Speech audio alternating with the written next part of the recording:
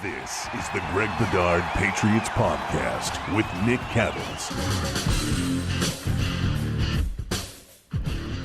He's Greg Bedard. I'm Nick Cattles. All right, Greg, before we get started, something very troubling in your notes today that we have to address. You had a dream that involved Jarrett Stidham and Nate Burleson. What the hell's going on with your brain right now? Yeah, seriously. I get this. Usually it's around draft time or, because normally the Patriots sit out a lot of free agency. So not much is going on. It usually gets closer to the draft where everybody's throwing out different, well, what if the Patriots did this? And what if they traded this? And what if they did that? And normally I have some sort of weird ass dream. I had a weird ass dream last night that news broke that Jarrett Stidham was traded, I think, to Seattle, for Nate Burleson. So, and most people will know that Nate Burleson no longer plays in the NFL, that he's on the NFL network now. So I'm all sorts of messed up, Nick. Let's talk it out. That's an interesting trade for Seattle. I mean, they didn't have to give up anything, and they got a backup quarterback possibly for a guy who's on TV. All right, let's talk about the real world now, Greg. A couple of big re-signings yesterday. I think both of them, to me, they were a surprise. I did not expect James White to be back. I thought that ship had sailed. Apparently, it had not. White back on a one-year deal, about $2.5 million guaranteed. Your thoughts on that decision by White and that decision by the Patriots? Yeah, I was a little bit surprised by this. Everything that I had heard up till now pointed to White going to Florida, where his mom is still, I think, recovering from the car accident that she had in September with her husband, James' dad, where he died as a result of his injuries. And so that was a pretty traumatic thing for him all year. And there were a lot of people around the NFL who thought he was destined first for Miami, but then it looked like that wasn't going to happen for some reason. I think it might be because, and we've sort of talked about this, Nick, I know I talked about it on Felger and Maz, and it got the South Florida media all a buzz. People are calling me and, throwing bombs and things like that. But from what I've heard, let's just say that a lot of Patriots are not getting good feedback on what's going on with the Dolphins. And really, the feeling around a lot of people is if you end up with the Dolphins, you're straight going for the bag. And Adam Butler, I think, signed with them this year. Probably was his best offer. I think Landon Roberts just signed back. I don't know how many offers he had. But, we really didn't hear James's name with the Dolphins very much during this free agency period. There was a hint at it early on. And then from what I heard, White was basically signed, sealed, and delivered to the Bucs because that's what Brady wanted, and Brady was engineering it. But I guess that was not good information or incomplete information. But he's back, and I think it's good that James White's back. They don't really have another guy like him, even though J.J. Taylor has maybe some of that potential. I still, he was an undrafted guy for a reason. I think he has upside, but I think it's very limited. And I think James White coming back is good. Which James White are we going to get? And look, I don't blame him for having a subpar year last year. There was a lot of stuff going on, and then everything with his parents. I don't even want to know what that's like to deal with. I just don't, and I don't think you do either. And so I'm not gonna sit here and tell you that that what he did last year was not good enough and they need to move on. I don't know. I don't know what's in the guy's head. I'll just tell you what was on film and what was on the field. And what was on field, what was on both was a James White who had his worst year basically since 2015, all around. That's what the stats tell you. Yeah. That's what the film tells you. His 10 quarterback pressures was as many as the previous 3 years combined. Was that his off-field being distracted off the field? I could totally understand that. We'll see. And the Patriots must believe that, because if they thought he was on his downside with a lot of miles, then they probably wouldn't bring him back. But look, I'd rather have James White than go it alone. I don't know if he really fits Cam Newton, but we'll see what happens. Yeah, his blitz pickup was terrible last year. Yep. He didn't seem as quick as he has been in the past as well. And who knows? Like you said, who knows about the off the field stuff, the crap he went through all last year. It was a really rough year for him personally. That could absolutely affect him. But I don't mind the signing. I don't think you mind the signing. They needed a pass catching running back. This is a guy who knows the system. He's been trusted for so many years. He's made more plays than he hasn't. So hopefully last year was the hiccup that we're talking about, and he's able to kind of get things aligned away from the field a little bit better this year. And he's able to, get back to who he once was. The other signing, and my man, Greg Bedard, he had these dancing gifs on Twitter. He probably had a little bit of extra ice cream last night or something. I mean, when I saw the fact that Lawrence Guy was returning on a 4-year deal, whether or not it's going to be a 4-year deal or not, we'll see. Of course, a lot of funny money and crap like that. But the point being, Greg Bedard's binky, his guy on the defensive line, Lawrence Guy, is back. Your guy and mine. I feel like doing an introduction for him. Yeah, I think it's great news. And I know there are a lot of people, let's just say underinformed people like your former Nightside colleague who doesn't understand the signing because they signed like Devin Gadchow and other people. Those people just don't really understand what the Patriots do on defense. And if you looked at what they did, there was still an opening for a Lawrence Guy type. And I really think it came down to, if you looked at the timing with everything, and Ndamukong Suh and Lawrence Guy, and we talked about it on the podcast the other day. Yep. I thought that the Patriots were going to come out ahead in the Suh race, which I advised them not to do. Pointing back at the Danny Shelton, Bo Allen thing. I don't know how things went down. Maybe Brady made a push for Suh to stay, what have you. Maybe the Bucs just offered Suh a little bit more money, which would not be surprising because he's pretty much been a mercenary his entire career. And so once you saw Suh going back to the Bucs, then it was pretty much limited. And again, we get back into the Dolphins. So are you going to go to the Dolphins and just grab the bag and get the cash? Or are you going to listen to your ex-teammates and what they had to say about playing in Miami and be like, I really don't want to go there? Yeah. And as we heard with Kyle Van Noy when he was asked yesterday about Brian Flores, what's the difference between Brian Flores, the defensive coordinator with the Patriots, and the head coach? And he said no comment. I think that says a lot. And so Guy had a choice of either going to the Dolphins or staying with the Patriots. And I'm glad the Patriots stepped up. Yeah, like you said, the 4-year offer, there's probably a couple dummy years in there. I don't care. But as far as the Patriots defense goes, Godchow is a nose tackle. Henry Anderson is more of a sort of tweener edge guy. He could basically play anywhere on the line. He's more of a backup type. Yep. Where he could fit in anywhere. He could even stand up on the outside and play outside linebacker. And then the other guy that they signed from the Packers, I'm never going to learn this guy's name. I didn't know it last week. I'm just going to call him the other guy. Wait, hang on. It's right here. Montravius Adams. Yes. The fifth Beatle. We'll call him. But so they got him, and he's more of a backup type also, but more of a Lawrence Guy backup type. Now they have the real deal. And so now you have a real front for this defense. And I think that's exciting.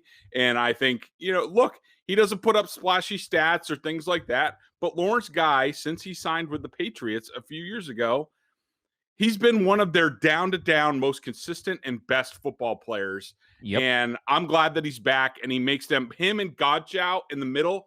Now they have a real interior. Like, those two guys can defend the run almost by themselves. And yes, I'm somewhat excited about that. I could tell.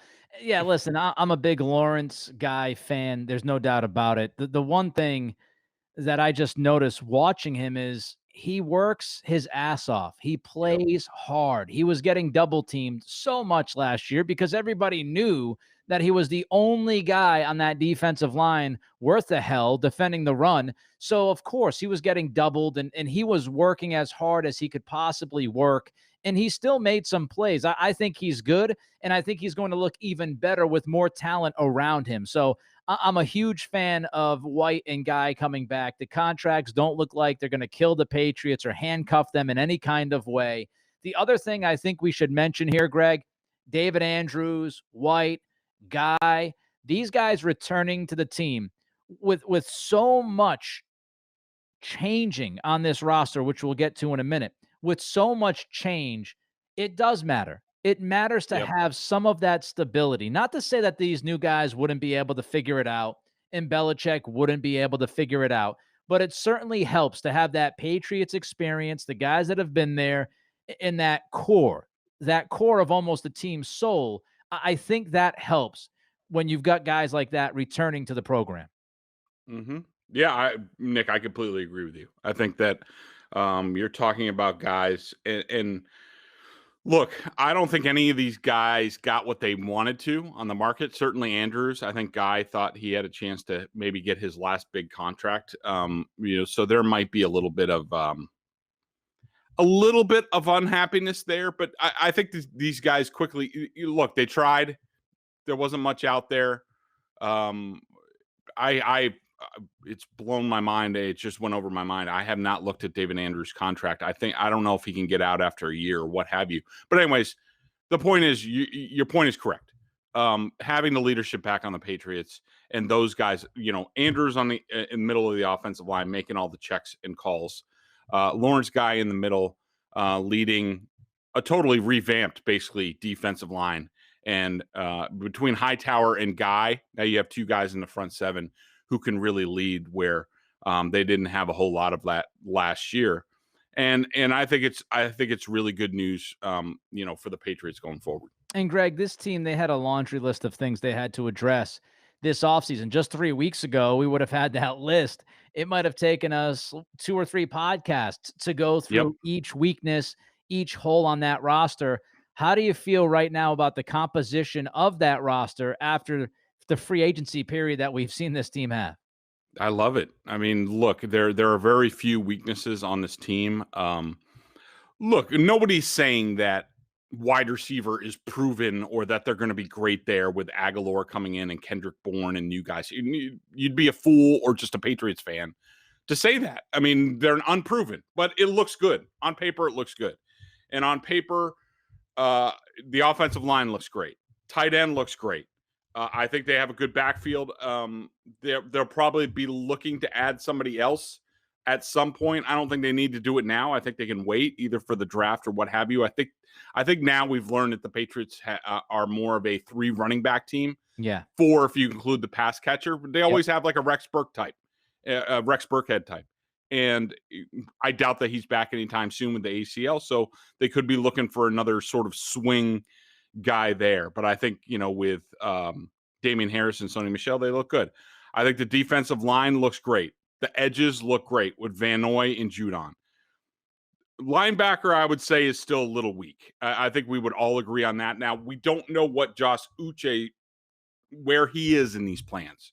Do they see him standing up? Is Kyle Duggar a linebacker?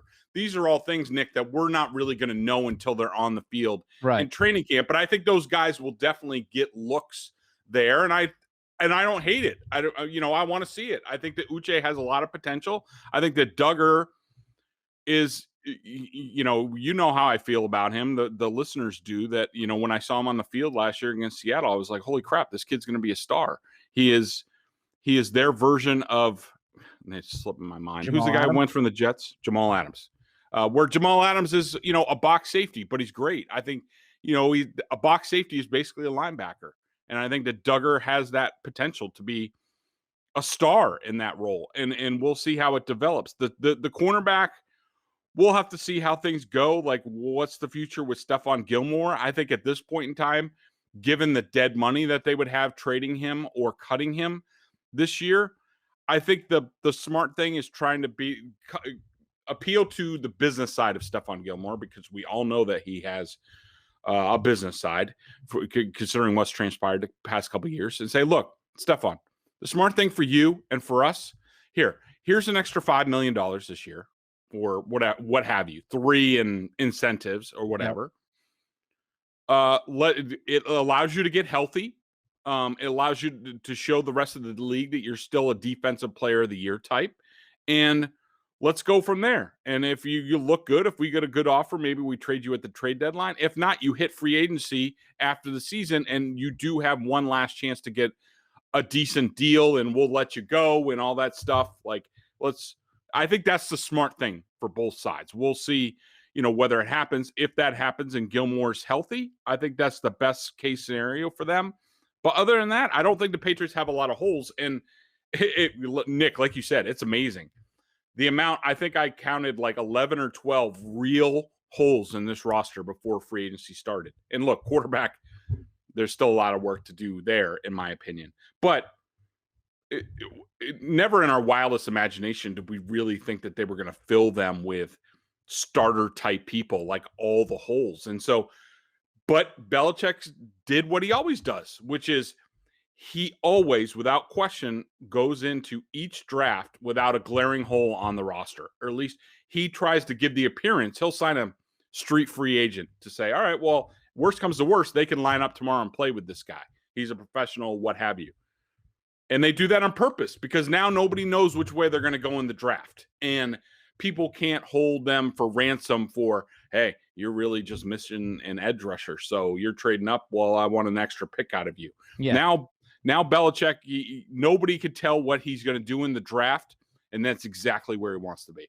I just want to circle back to Gilmore for a second. I think you look at these other cornerback deals. I tweeted this over the weekend at Nick C Radio, that the deals that are being signed, aside from the Adoree Jackson deal with the Giants, which was just awful, Dave Gettleman,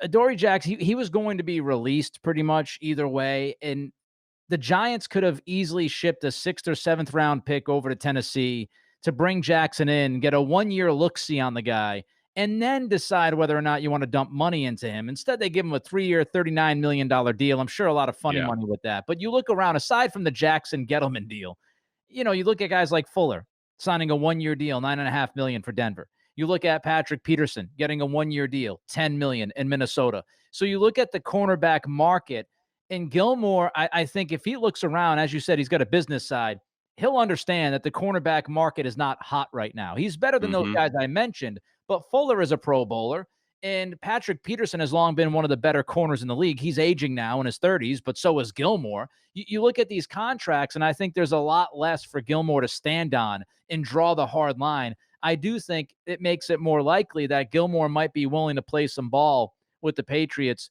and sit down at the table. Let's look at some other guys quickly. 30 seconds to a minute, Greg. Your thoughts. Guys that possibly could get dealt. We've already talked about Gilmore.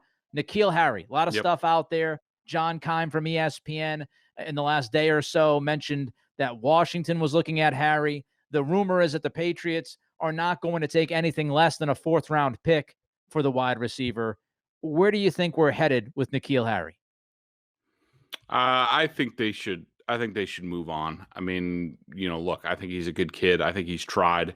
I just don't think it's going to work for him here for whatever reason. And I think they just need to move on. I mean, we heard Cam last year talk about how, or on that podcast, that Harry was quote unquote battered here. And I don't know where that came from. I don't know if that was Brady or what have you, or the coaches, but that's not a good sign. And I know that Cam Newton put in a lot of work with N'Keal Harry last year, and it didn't really come to fruition. So what's really going to change? And you just spent, how many $1 million, to bring in wide receivers? Like, move them for a 4th-round pick, whatever. Maybe another player that could help you somewhere. I think it's time to move on. Yeah, I think, listen, I still believe in Harry. I still think he can be an NFL wide receiver. I still think he can be a number 2, but I also think that things might be enough for him in New England now. And sometimes you just need a change, and he might be in that position, as you mentioned, the Cam comments as well on the podcast. So, and let's not forget, wide receiver, there's a lot of depth in this year's draft at wide receiver. Again, upwards of 20 to 25 guys could go in the first 3 or 4 rounds. So if you deal Harry for a 3rd or 4th round pick, maybe you replace him with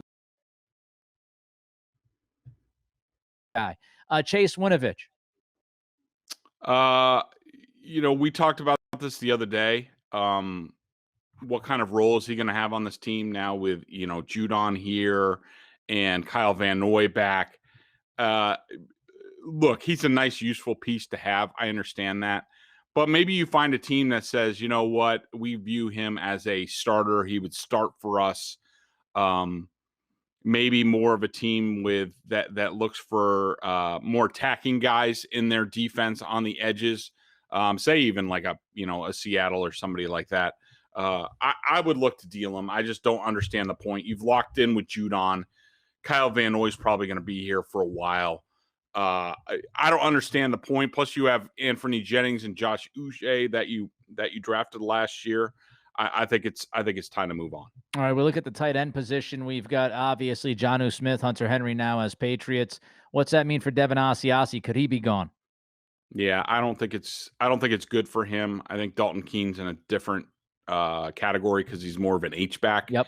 A lot of things did not go well for Asiasi last year behind the scenes with this team. And, in general, Nick, my comment for, whether it's Winovich or Harry or now Devin Asiasi is like, and it's sort of what we talked about before with what they've done with this free agency class. They bought themselves time to correct the draft youth pipeline. Obviously, they didn't like what they saw with any of these guys. Right. They didn't think any of these guys were future starters with what they've done. So what's the point in keeping them around to be bit players? Go trade them, get what you can, and let's let Dave Ziegler and whoever start to go nuts in the draft, and let's get the next guys. Like, let's just you reset, just go all the way. Reset with the draft. They're cheaper. You have them for younger. Maybe they might replace these free agent starters that you've signed at some point in time, 2-3 years down the road. Start the clock over again for all these guys. Last one, JoJuan Williams. Same thing. Look, it didn't work. He doesn't have a position. Send him somewhere. Give him the Duke Dawson, giveaway. See you later, Duke. And use a draft pick to draft another cornerback that will fit better what you're doing. Let's reset the roster, the younger part, so that 2-3 years down the road, you now have viable starters that you've developed, have the talent that are ready to replace these guys, because that's where it all broke down for the Patriots and personnel. They didn't, because of their problems drafting going back about 5 years, they didn't have youngsters ready to replace the older guys. So they just kept the older guys. They got expensive and old and clogged up the cap. The Patriots used this money. It was very rare, a chance to reset. Do it the right way. I mostly loved what they've done in free agency like you. I mean, you and I are pretty much on the same page about what they've been able to accomplish. But we all know the 5,000-pound elephant in the room still remains the quarterback position. A couple of news and notes outside of New England over the past few days since you and I last met up with this podcast. Something you had mentioned on the last podcast ended up being true. Greg, you mentioned about Marcus Mariota. We talked about how Mariota finally worked out his contract, which was something that was getting in the way of him being moved this offseason. And you had mentioned on the last podcast, that's why you want to keep listening to this bad boy, that Marcus Mariota, you could probably make a great case that he ends up with a no-trade clause. You reached out. A source told you that, yes, indeed, Mariota does have a no-trade clause. What does that mean for his future, and what does that mean for a possible connection with the Patriots? Yeah, smart move by Mariota and his representation. We talked about it. You don't just take a pay cut out of the goodness of your heart in the NFL. At least you want something back. And it made sense to me that Marcus would say, all right, Raiders, I like where I am. I like Gruden. I like this offense. I like to develop. Who knows? Maybe Carr gets benched. I become a starter or what have you. I like my situation here. But yes, it makes me more tradable, but I'm not just going to let you trade me anywhere. Yeah. Like, I want to have a say in this. Like, who the hell wants to end up in Houston right now? Nope. Like, which is possible. So, I think Mariota now controls everything. Do I think it makes it less likely that he's dealt to New England anytime soon? Yeah, probably. I don't think that Mariota would love to play here. We'll have to see on that. Things can change. but I thought that was smart, and I think to me he's there for the rest of the season as a backup. I think it does say some things about Mariota, some of the things that we talked about, some of the negatives with him in terms of, how much does he want to compete and things like that. But I think he's there with the Raiders this year. I think this almost solidifies that, and we'll have to see what happens down the road. Also, the Jags go out. They sign C.J. Beathard.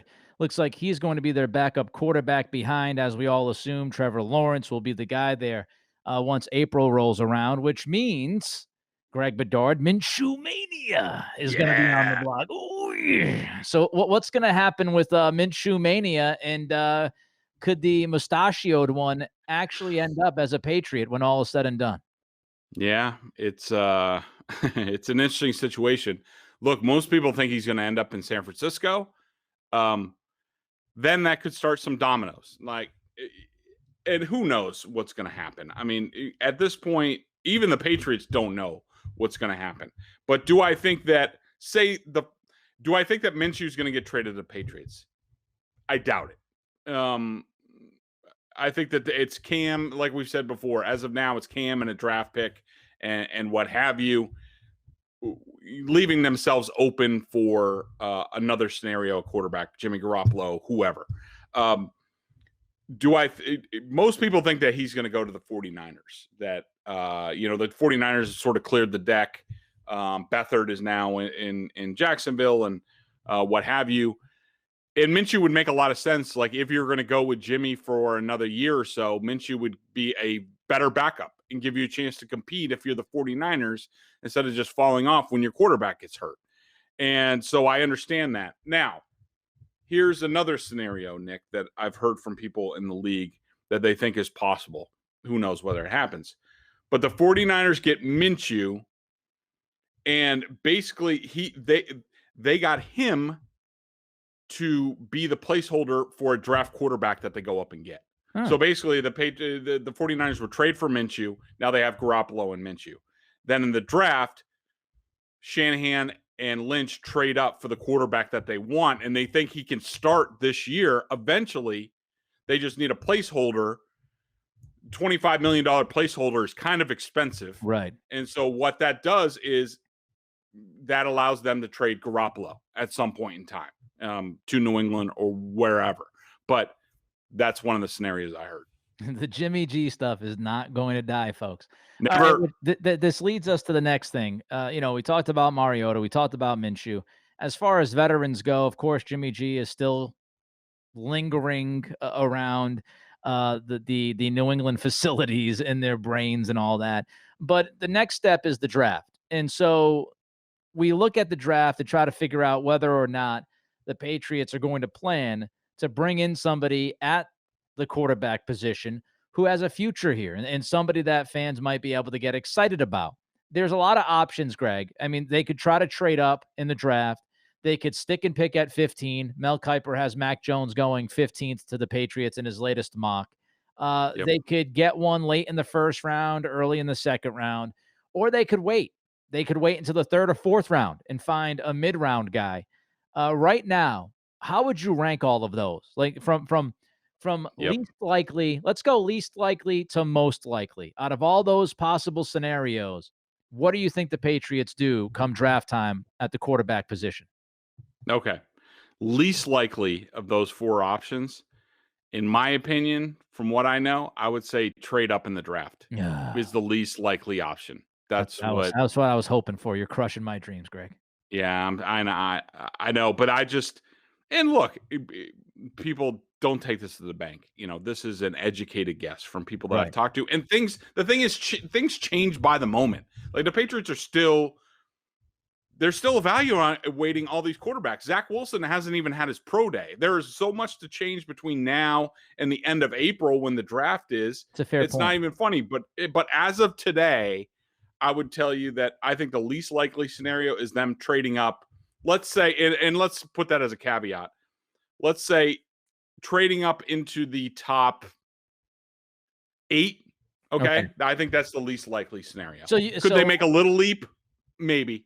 Yeah, because some mock drafts out there have them leaping up to 9 with Denver and drafting, a Trey Lance or a Mac Jones at 9. So you wouldn't necessarily write that one off. It's just if you're looking at a trade with Miami, which I think is very unlikely anyway because the in-division rivalry. But if you're looking at Miami at 3, if you're looking at Philadelphia at 6 in case they want to move down and they don't want to draft a quarterback, maybe they believe in Hurts. If you're looking at Detroit at 7, Detroit just restructured the deal for Jared Goff. Looks like he's going to hang around at least through 2022. You don't think that's likely. All right, so the second least likely, trading up in the draft is the least likely. We've got get one at 15, stick and pick, get one late first round to early second round, or get one in the third round. I'm going to say get one in the third round. I'm going to say that's my next least likely. Okay. I don't think they're going to wait that long. I have a feeling I'm going to kick myself for saying that for some reason. But I'm going to say that's the second least likely is that they wait until say third or fourth round. I do think they're going to get one. And I think I said this last time, 98% chance they get a quarterback in the top 3 rounds. I just think the third round is too long. All right, so do they stick and pick, or do they try to sneak in late first round or move up early second round to land that guy? The runner-up in the next quarterback for the New England Patriots contest is get one at 15. Oh. Which means get one late in the first round, second round, you are the winner.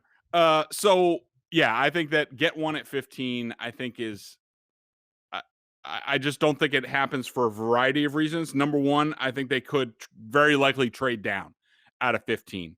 Number two, there might be with an anticipated quarterback rush that is going to push down a lot of really good players, including possibly, and I think they're most likely to go defense, even though I wouldn't completely rule out offensive tackle because Trent Brown's just on a 1-year deal, and who knows with Isaiah Wynn. I don't think it's out of the question that they do that, but I think they're more likely to trade down or to take a really good prospect at 15 instead of quote unquote reaching for a quarterback at 15.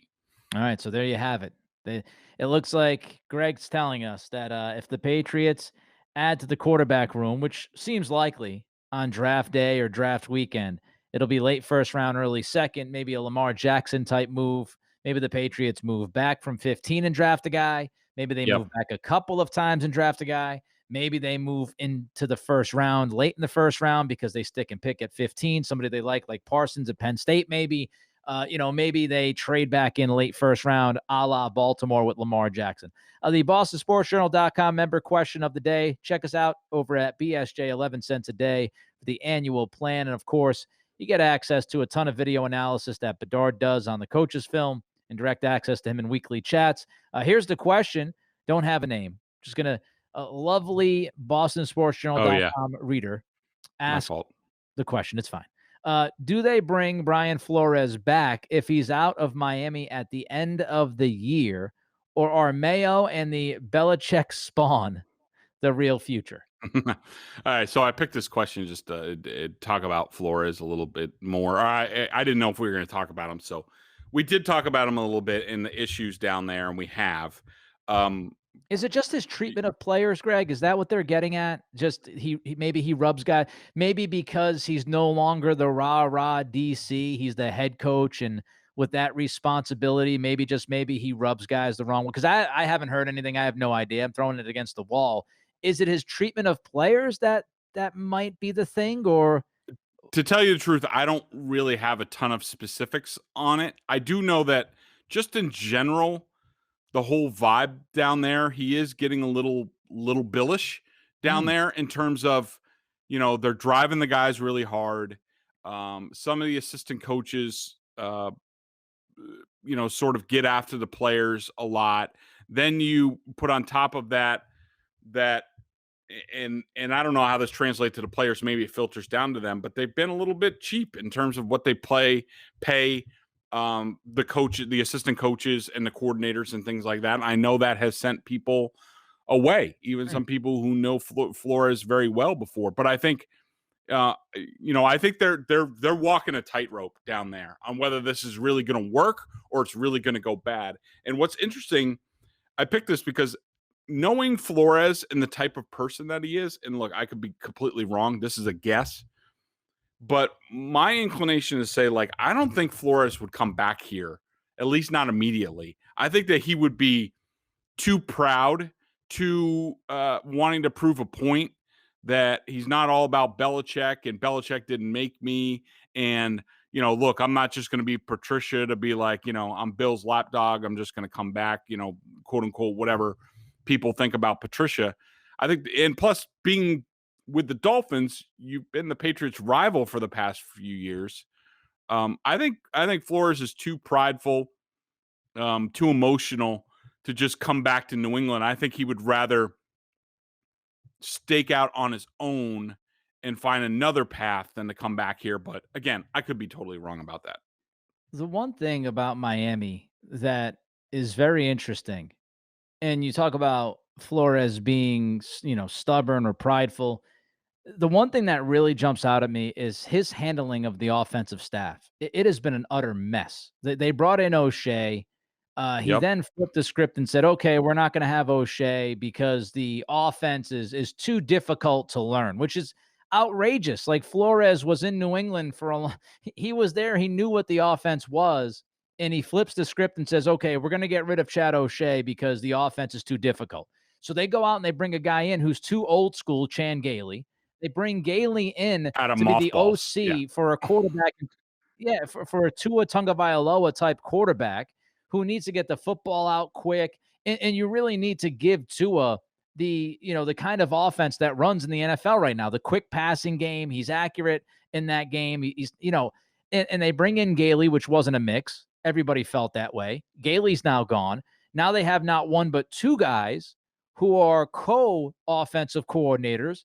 And they still haven't said who's actually going to make the play calls on Sundays. And this is all happening when they spent a top 5 pick on a quarterback. I mean, the one thing that Nick, how about this? One second. How about this? 3 captains that they had, Karras, Van Noy, and Fitzpatrick are gone. And here's one other nugget that I'll tell you that I heard this, and I don't know that it's true. I'll just tell you this is sort of the scuttlebutt that's going along, that Flores was plotting for months to replace Chad O'Shea, his friend that he coached with the Patriots, right, for months before he fired him. Was already working behind the scenes. Like, this is the kind of stuff that's going around about Flores and the Dolphins that is not only going around among coaches, but also among agents, among players. And then, this is the kind of stuff that's going around. You drafted a quarterback in the top 5 last year. He's going to have now 3 different offensive coordinators in his first 2 seasons. And it's an absolute mess. We always talk about the Patriots bringing in a quarterback, and the most important thing is surrounding that guy and making sure that he's going to be able to develop and he has enough around him. And Miami is not doing Tua any favors. They spent big money on Will Fuller, who is always injured. Maybe he works out this year. Maybe he doesn't. He's going to be suspended to start the season. But the one thing that Flores could have learned from his mentor, Bill Belichick, was, hey, you're a defensive guy. Maybe hand the reins off to somebody who you can trust, who can run the offense a la Josh McDaniels. And Flores obviously did not learn that lesson, and it's a mess down there with the offense. I don't know what it's going to look like. Before we go, can I get a quick Celtics thought from you? Woj 8 minutes ago tweets, Boston is in serious talks to acquire Orlando guard Evan Fournier for 2 second-round picks, sources tell ESPN. Your reaction? I mean, I think apparently they could also still work on an Aaron Gordon thing. I mean, listen, I like Fournier. He adds to the team. He adds to their shooting. That's what they desperately need. As a matter of fact, he won the game last night for the Magic at the end of the game with a shot. He helps them. He'll be a guy that comes off the bench, a 6th or 7th guy who can score for you, who can shoot. So that's good. The reason why on the base I don't love it, and listen, you're not giving up a lot, 2 second-round picks. The issue is, if that is the deal, if it's 2 second-round picks for Fournier, now you're chewing into that trade exception that the Celtics have, which to me is an issue because you have a $28.5 million trade exception. Fournier, I haven't looked at his deal. He was making $17 million, I think, or so to start the season. So he's probably going to count, a decent little chunk towards that trade exception. So I wonder, before I go nuts, is that the first move of a couple of moves? I think, if Ainge is moving for Fournier and he's chewing some into that trade exception, well, is the next move Tristan Thompson and something else to bring somebody else in with another piece of that trade exception? Now the bigger picture makes a little bit more sense. Fournier, he helps the team on the edges. And my initial gut reaction, Greg, to that is, if they bring in Fournier, I think there's another shoe to drop, because I don't think Ainge is going to make one trade at the trade deadline to fix the fringe, the bench problem. Right. I think he understands they need more than a bench guy who can score to help them. That it's a good start. But I want to know what the next step is in how they use the rest of that TPE. And do they have Marcus Smart, Tristan Thompson, and some other contracts that they plan on moving somewhere else? And then in the big picture, the finances make a lot more sense. But I like Fournier. I think he helps them. But it's not like, oh, yeah, get the duck boats ready. They're going to be a top 3 seed with Evan Fournier. I would have to imagine another move is going to have to come here at some point down the road within the next few hours. Sounds good to me. All righty. That's my best little Celtics take right off the top of the head. He's Greg Bedard. I'm Nick Cattles. Subscribe, rate, and review this podcast. We really appreciate everybody watching us. If you do that or listening to us on the pod, we'll be back next week early on. Maybe we'll have more Patriots news. Who knows? With this offseason, as Kevin Garnett said, anything is possible. Everybody be good, be safe, be healthy, and enjoy your weekend.